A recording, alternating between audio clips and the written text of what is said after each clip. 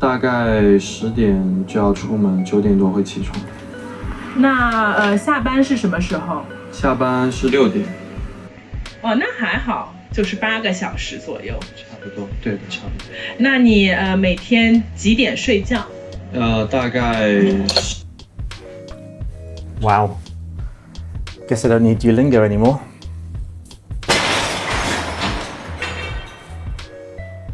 Let's get into it.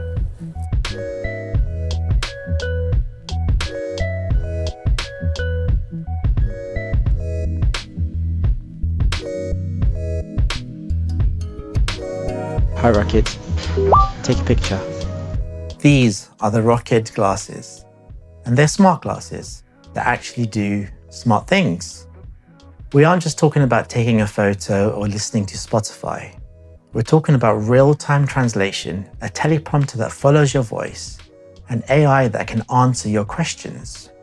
But the biggest difference, they have a display in the lens. And yes, I'm going to compare these to the Meta Ray-Bans because that's the gold standard at the moment. But the question we're answering today is simple. Are these finally smart glasses that are actually useful? Or are we still in the cool tech demo territory? If you're new here, I'm Maz and this is MazTechCentral, where I make tech simple, fun, and actually useful. If you haven't subscribed yet, it's literally going to take you less than a second, and just like this video, just so I can keep making more of these. Let me explain this in normal human terms. With the Meta Ray-Bans, you basically get 3 things: a camera on your face, speakers near your ears, and a voice assistant. That's it, no visuals. With the Rokid glasses, you get all of that, but the massive difference is the heads-up display. Instead of the glasses just talking to you, they can show you things. Directions floating in front of you, subtitles for the real world, notes for your next speech. That one thing changes the entire game. Now let's have a reality check about that display. When it works, it feels futuristic. It feels like Iron Man, but it's not invisible. Sometimes there is a glare that can be distracting, especially if you have bright lights around you.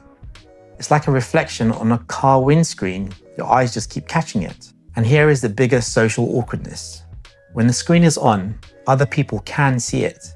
There is this distinct green tint in your lens. So if I'm talking to you and a notification pops up, you can tell my eyes just glazed over. It gives off that vibe of, are you listening to me or are you checking your emails? For me, it's the same thing like when someone keeps checking their watch mid-conversation.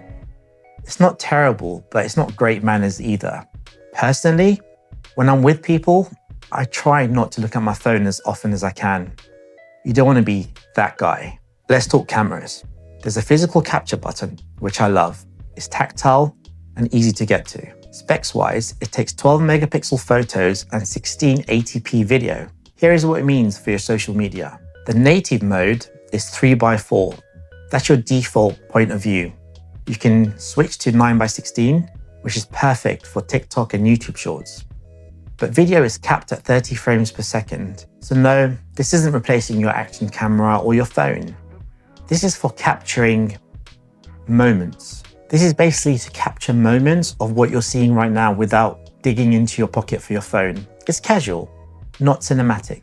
Now this is honestly one of my favorite features, the teleprompter. But it's not just scrolling text that runs away from you. It's intelligent. It listens to your voice. If you pause, it pauses. If you speed up, it speeds up. For creators, presenters, or anyone who has to give a speech, this is genuinely brilliant. You keep eye contact, you look confident, and this is one of those features where you think, okay, this is why smart glasses exist. Here's a quick demo of how teleprompter works. Ladies and gentlemen, good morning. It is a pleasure to be here today to share insights on a subject that sits at the intersection of artificial intelligence, optics, embedded systems, and human-computer interaction, technological evolution, and the future of AI glasses. You get the idea. Now, charging. And this is where we lose some elegance points compared to the Meta. With the Ray-Bans, you drop them in the case and they charge. Easy, right? Over here, you get this little magnetic cable. Clip it onto the glasses. On the other end is USB-C. It looks a bit like a science experiment. But, and this is a big but, Unlike the Metas, this has a huge advantage, I think anyway. You can connect it to a power bank, drop that in your pocket, and suddenly these become an all-day device. The internal battery maybe lasts 2 to 3 hours of heavy use, but with a power bank, you can actually run these all day. It's very Apple Vision Pro style. Remember those videos that came out of those people using the Apple Vision Pro in the street and it just looked weird? And you're probably thinking, why are you walking around with a massive headset on your head? It's a bit like that, but unlike those people, these are actually quite discreet. Translation is a headline trick. You saw the video intro, right? Pretty ingenious, I know.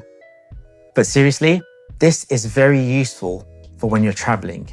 Menus, signs, train schedule. Offline, you get basic languages, around 5 or 6. Online, you get the full Microsoft Translator buffet. Think of it like Google Translate, but instead of looking down at your phone, the words just float in the air next to the person speaking. Then there's navigation. You know the problem. You're walking in a new city, phone out, look down, look up, check WhatsApp, look down, walk into a lamppost. With this, the directions are just there in front of you, floating. Head up, phone is in your pocket.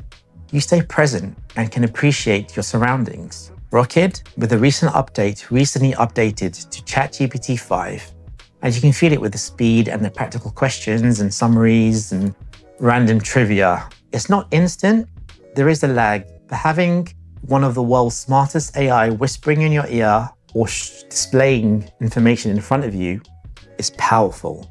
However, the sound, let's be honest, is not amazing. When you increase the volume a bit too much, it starts to clip. The Meta Ray-Bans have significantly better bass and clarity. On the Rokids, the sound can feel a bit harsh and almost tinny. For voice assistants and calls, it's fine. You don't really care about how they actually sound. But for your favorite playlists, you're going to miss your headphones. Just got a notification. This is an absolute godsend for notifications. You can actually customize what apps you want it to notify you on. And I've actually set it so when a notification comes up, it just stays on the screen long enough for me just to read it and decide whether I want to pull out my phone and reply to it. When you take a picture with these, I've set it so it has a preview of the actual picture it takes. So unlike the actual Meta glasses, where you just have to look at the phone to see if you've taken a good picture, with these, you can actually see a preview of the picture you've just taken a couple of seconds after you've actually taken it, if that makes sense. So let's wrap this up. This product is clearly in its infancy, but the foundation is strong. It already does navigation, teleprompting, translation, and AI assistant. We're used to this now as tech consumers, right? Products ship good and become great with updates if they are supported along the way. And that's exactly what this feels like. If you want smart glasses that are stylish, sound great, and are simple, the Meta Ray-Bans are still the easier choice. But if you want smart glasses that actually add information to your real life, subtitles, directions, notes, then Rokid adds that extra layer. You don't even need to have it read it back to you. You can just read it silently as the AI assistant displays the information in front of you. In terms of getting your hands on a pair, they just finished on Kickstarter and are available via the global Rokid website. I'll put a link in the description for you. They're available for $599 and you can pay extra for a proper charging case like the Meta Ray-Ban ones and even add magnetic prescription lenses for $39. So the price quickly racks up. But just so you know, I've actually had these for about 2 months. I bought this pair straight from Shenzhen when I was there, before they're even available for the rest of the world.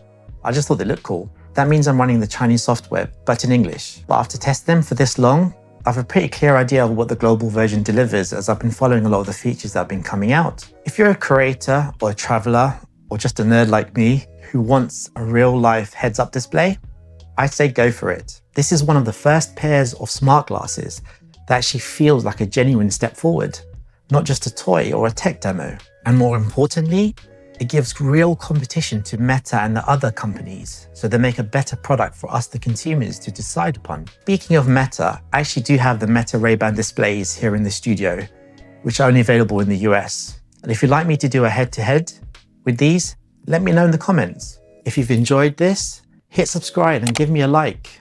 It really helps the channel. I'm Maz. This is MazTechCentral. Thanks for watching, and I'll see you in the next one.